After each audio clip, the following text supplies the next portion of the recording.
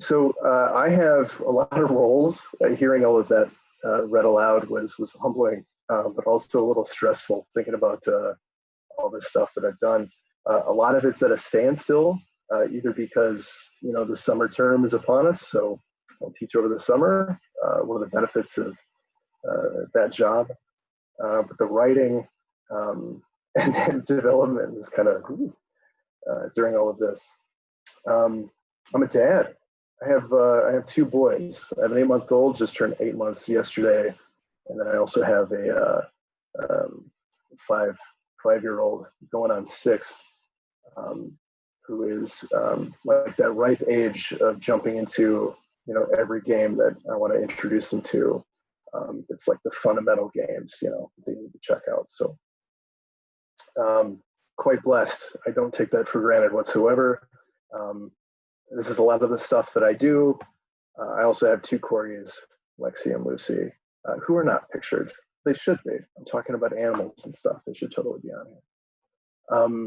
Some of the work that I do, you can just marsashton.com it up and see some of the work that I've done on the indie side. I've got a couple of articles there, but you'll have to dig a little bit deeper for some of my writing examples. Just give myself an idea to add that to that site somehow. But I teach, I write, I make games, and I make games in Flash, of all things. It's a tool that I found I blossom in.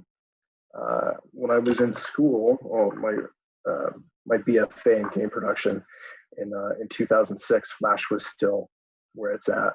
So, a lot of my initial studying in college was all about Flash, and it didn't click until years later. But it's something that all-in-one art animation code.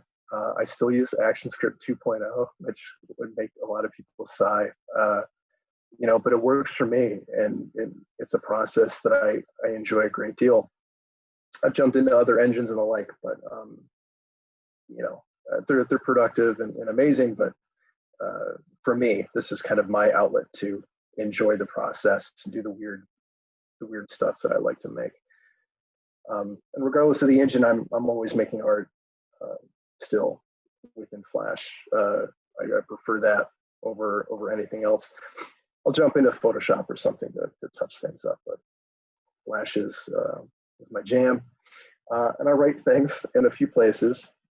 You won't find a LiveJournal account of mine anywhere, I hope. Good luck trying to unearth that treasure trove of cringe that may exist somewhere when I was a teenager writing there. But that's where a lot of my writing was started, right? I actually didn't graduate high school. I dropped out trying to get into college early, and it didn't work out that way. A lot of procrastination, a lot of Phantasy Star Online, Guild Wars, Final Fantasy 11 and stuff.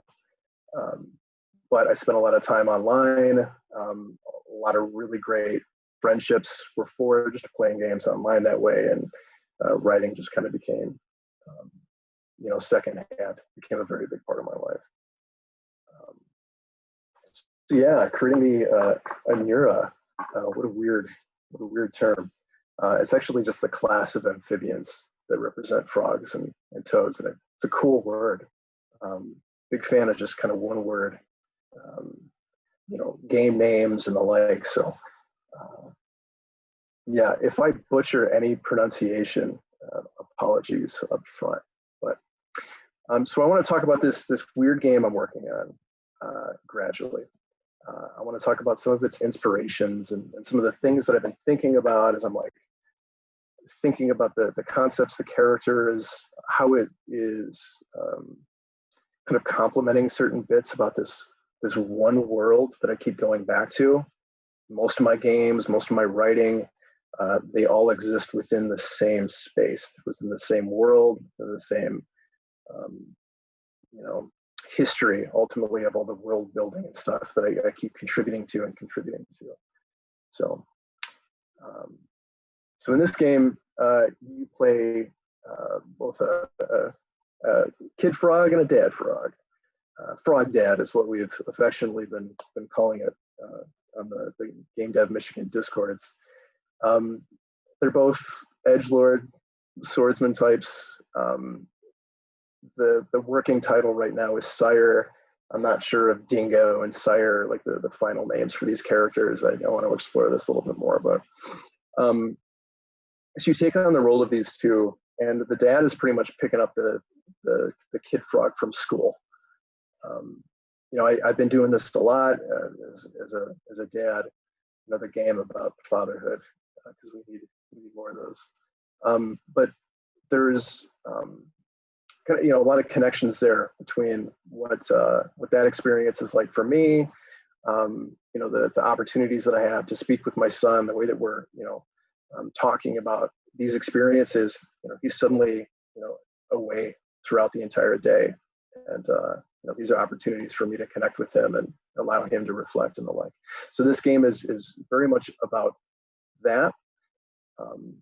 Mechanics wise, it's your traditional RPG, but Flash having some of the controller issues that it has. I try to incorporate some element of the entire keyboard, right? PC and Mac, I want people to actually have to use more than just a couple of keys to play these games. So combat for the father figure would be pretty precise, right? Like it would be simple, kind of easy to do, so that you would be very effective regardless of your skill level. To execute an attack, you might only use the arrow keys, for example. But if you're the kid, you have no idea what you're doing, you might have to use the entire keyboard. You might have to use A through Z, in almost like a DDR, Guitar Hero style kind of rhythm. You got to hit the key, you have to do it at the right time if you can't. So there's a little bit of mechanics as metaphor there too. And eventually that range would shrink down. All right. So before I talk about good old frog folks, I wanted to talk a little bit about this world that's been established through a couple of games that I've released and worked on. This is over a decade of me just making and releasing and contributing to these stories and refining it. The world itself is not solid, it's not whole, it's a broken place. It's actually inspired by my limited understanding of Arabian mythology that I came across. Big fan of Final Fantasy games, so all of these creatures that you can summon and the like. Bahamut, Kujata, this bull, and Ifrit, Shiva, and all of these different creatures. I've always been really interested in where these things come from with some of these other games. So I discovered where some of these creatures are actually derived from, and this mythology, Bahamut and Kujata are actually like this weird interpretation of the way in which the world and reality is stacked. So the space that we exist in is just this giant void, and there's a huge fish that's Bahamut, and then there is a bull standing on the fish called Kujata. On the bull, between its horns, is a giant ruby. On that ruby is an angel. On the angel is reality. It's this really cool interpretation of heaven, hell, purgatory, and the like that was really captivating to me. So the space around this world, it's not space as we know it. There aren't things out there. It's just this empty void that's kind of looping into itself and mysterious and uninhabitable completely. And that is named after the fish. It's the Baham Sky Sea. The world is named after the bull Kujata, so it's just Ajata. And various other aspects of the world, its geography are all kind of inspired by this awesome bit that I haven't been able to research a whole lot onto. But so the world itself, shattered. There was this big cataclysm that occurred. In some of the games, they explore exactly what happened. But things in general are kind of in stasis, and people are fighting over resources. From water to wood, stone, whatever kind of materials and technology you can imagine. People are fighting, trying to control things, trying to protect things. So it's kind of this world of edgy swordsmen and gunslingers and the cool bounty hunter stuff that we've seen with all forms of media. The individual people, here are some, and in almost every single game that I release, I'm always adding in more and really fleshing out a lot of these different these types of creatures and people, and so these are the ones that are they're smart, they're intelligent, they're by no means pigeonholed into a generic representation, which is something I really wanted to explore with the Anura. Some of these people are a little bit more privy to, working with the magic of the world, this kind of inner energy that exists within everything and everybody. It's what actually powers things. All of the airships and air-based vehicles, transportation and stuff that's needed to get around the world, these shifting islands. So all of these races are a little bit more mystic and magical, but anytime I talk about this kind of stuff, I don't want to make generalizations, right? I don't want to have these weird connections to a certain group of people in the real world, let alone in like the group of people that I'm creating, right? Two Gilga aren't alike. The human, this typical human, representation of, this race in this world, by no means are anybody, or should anybody look at the two and be like, oh yeah, they do the same thing, they're interested in it, they have the same way of life. It's far from that. And as such, most of the characters in the games that I create, they're all unique. I don't have copies of NPCs. I try to stray away from that as much as I can. So in general, I mentioned everybody's kind of fighting to survive. The world itself, is abundant in these resources, but people are not very nice about the way that they, protect and fight over it. There are numerous societies that have thrived, certain kingdoms and the like, many of which are named after streets and places that I lived. Ren Est is kind of the primary kingdom that some of the games follow. That's actually a play on Warren and East Point, two cities that were right next to each other. That's where I grew up. But a lot of big bustling cities, and then just empty, overgrown fields and the like. A lot of these continents kind of take on these biomes of sorts. So where do the frog folks fit in? So I don't want to get too general, but I have to cover some of the history and the origins of this group, right? I got to get into what's the history. Maybe these individual characters don't actually follow it, but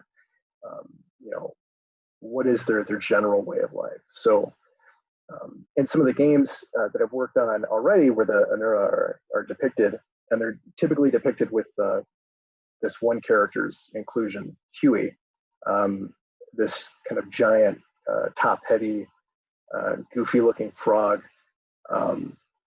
They're all very valued members of society in the sense that larger kingdoms, they want their services. They're warriors. They're powerful. They're very frog-like. I'll talk about their physiology in a bit, but they are smart and extremely capable.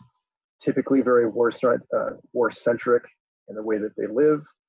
But I don't want them to be portrayed as the warrior race, the group that are constantly fighting, value combat and battle, and pick up an axe and smear blood all over their face and run in. Like that's not them. They're the calm, mindful. They see combat, they see peace as both balanced means to an end. So what's depicted here is actually a game that I released recently It's called Flux. It's on Steam and itch.io. And in it, you're the character on the left. And it's kind of this cool cyberpunk world, space, and you're taking on these different mini games, this bounty hunter, going on rides, delivering packages, fighting bad guys. And you come across this character among many in a city, and they are each day you can encounter them and kind of learn more about them, and the conversation that they have ultimately break down the premise for this game. The frogs, picking up their kids from school as this way of life, this pilgrimage. So they're frogs. They can jump high. They're fairly adept both on land and in the water. Excellent jumpers. I mean, this was easy within a game setting. An RPG.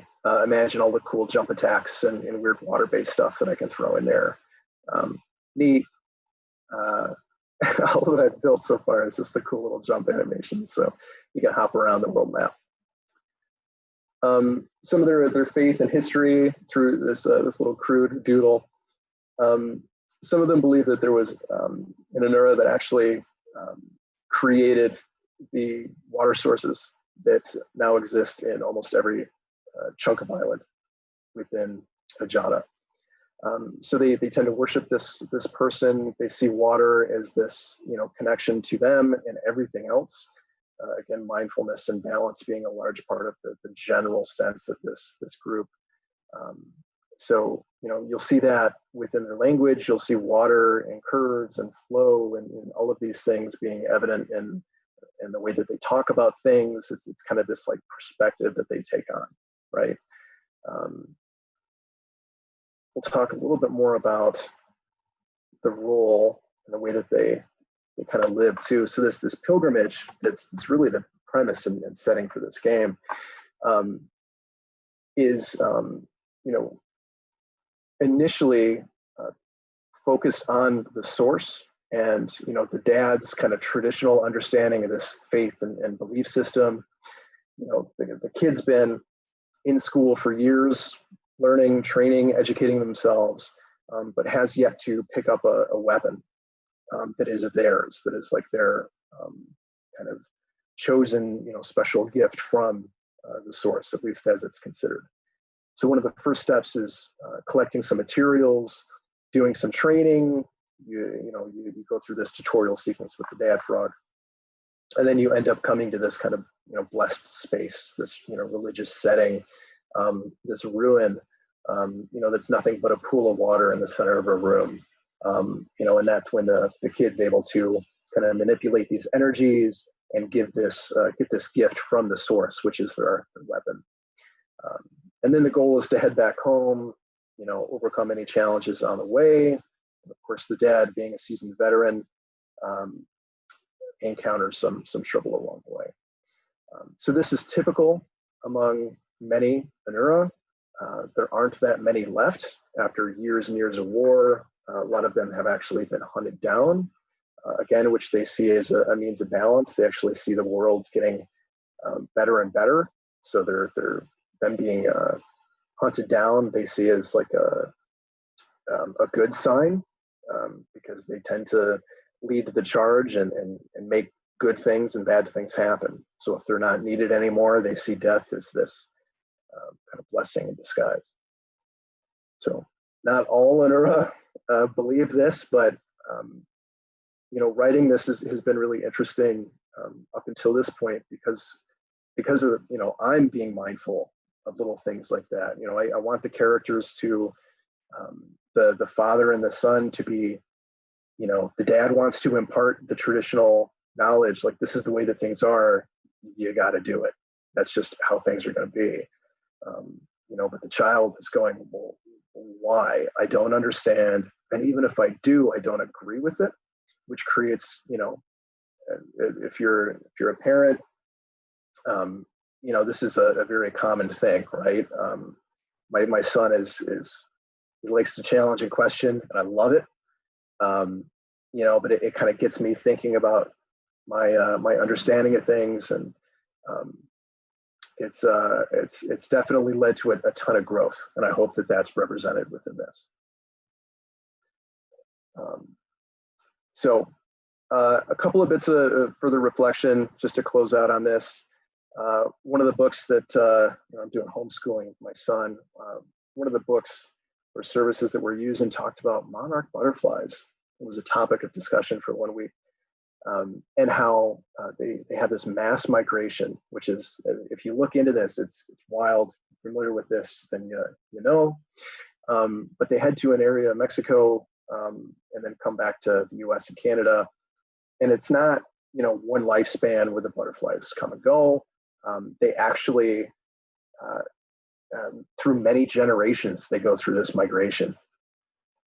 Imagine, coming up with a story just based on this knowledge alone, like the topics of like legacy and handing things down, and what came before, and I won't see the end of this journey, but you might. Really, really deep stuff on a human level, right? So, there's a lot to be drawn from animals and insects and whatever, that kind of connect us to these like primal behaviors and patterns. In general, it can be kind of a slippery slope talking about a lot of beast races in games, because usually there's racial issues and topics that are talked about that are then kind of associated with these different groups that are not, they're not human anymore, but there are really great strengths and benefits to connecting with animals as a storytelling device, right? Like animal stories. We've got how many books that you might have grown up with or seen that there's stories, life lessons that are just fantastic, that get us thinking and exploring different topics from the simple to the complex. But some of the stuff that is more difficult to really explain and break down, it's so much easier just having a couple of frogs kind of doing that service and storytelling for us, right? We kind of pull away from relating it to certain biases or interpretations of a person, a human that we may be looking at, and we're just really looking at the core fundamental lessons to be learned. So I'm trying to impart some of that now, and it's not something that I've done in a lot of the things that I've done. I've always had some blue-haired hero with a sword. So it's different. It's unexplored territory for me, and it's really been something that I think people have resonated with. They've responded to.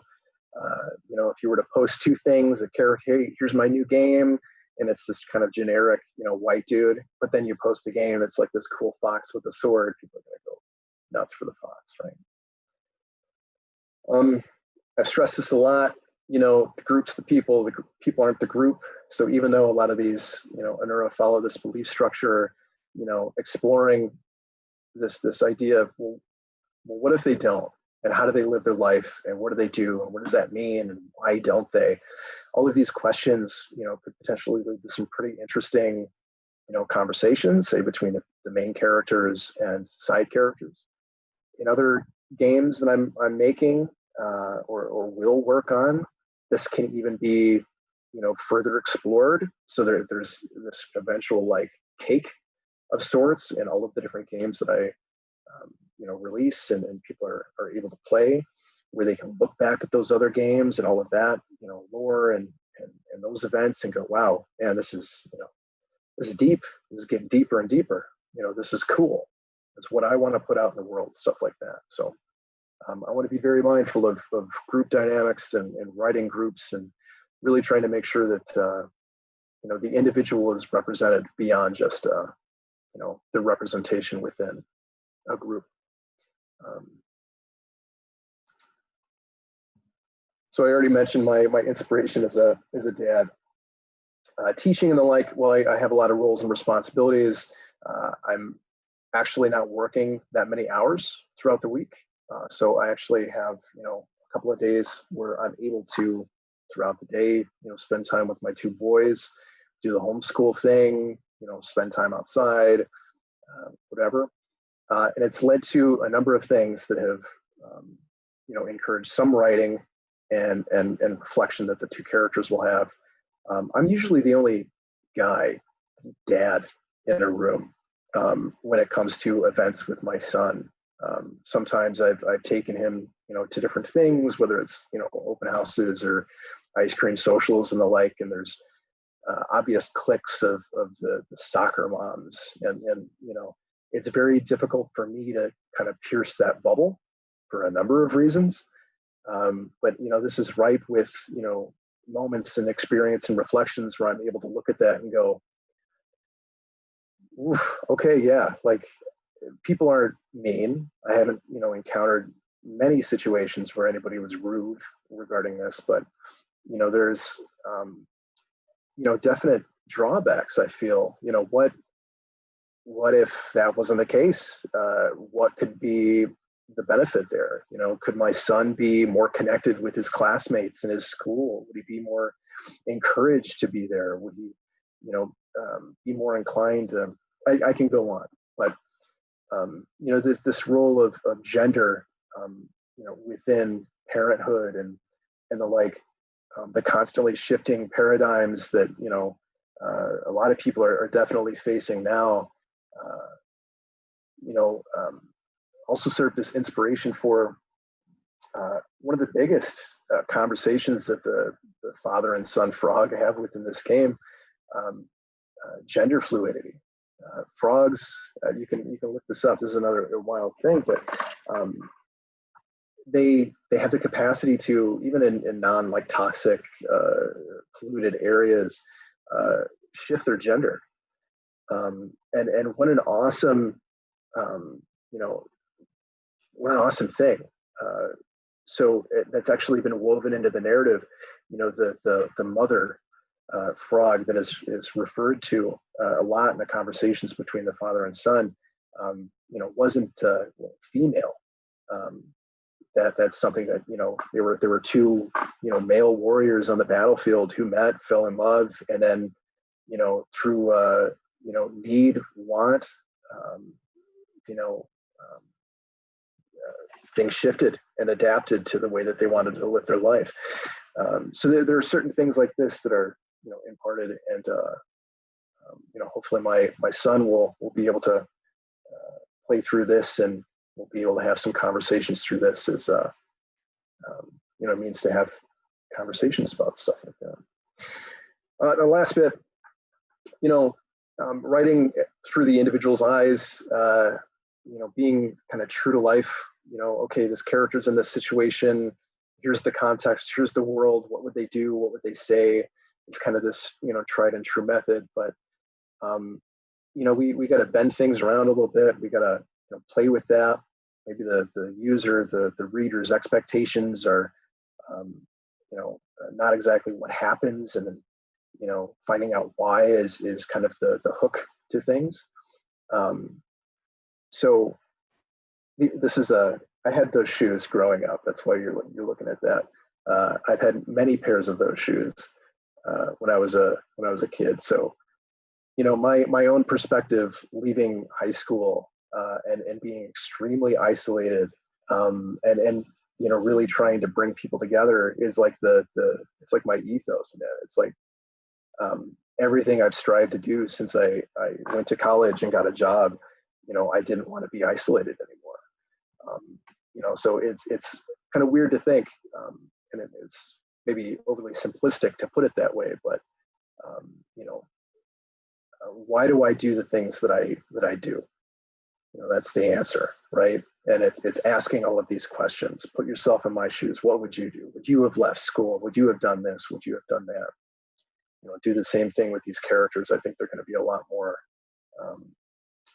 dynamic, a lot more well-rounded, a lot more interesting, a lot more real. So the TLDR. Animal stories are great. More animals, more weird, cute characters, and characters that can be cute but totally serious. a lot of people were super responsive to that one frog character. They loved them more than any other character. They could say nothing, and people would just absolutely adore them. So there's a hook quality to using more anthropomorphic characters and things. Our keynote talked about this a little bit, but like focusing on the individual within the writing, make something that you enjoy, channel, your joy and your happiness, channel your pain, channel you into all of this, really bring out elements of you through your characters, through your writing. It's what I've tried to do, and it's what keeps me sane. It's what keeps me healthy mentally. And yeah, true to life, I was talking about, bend reality a little bit, get weird with it, put yourself in their shoes, but, consider that, these realities, this real world of ours and this fantasy world, definitely not the same. So you can get away with quite a bit. But yeah, thank you for listening to my weird, talk about reflections on writing this group. I had planned on writing and doing a lot more and maybe even having a playable demo of this. The pandemic happened, given fatherhood and being laid off from another gig that I didn't even talk about, finishing up school for the spring term and the like. Life gets in the way, but I think that this might serve as a really good launching point for continuing this project, and it's an honor to be here and speak with everybody. So thanks.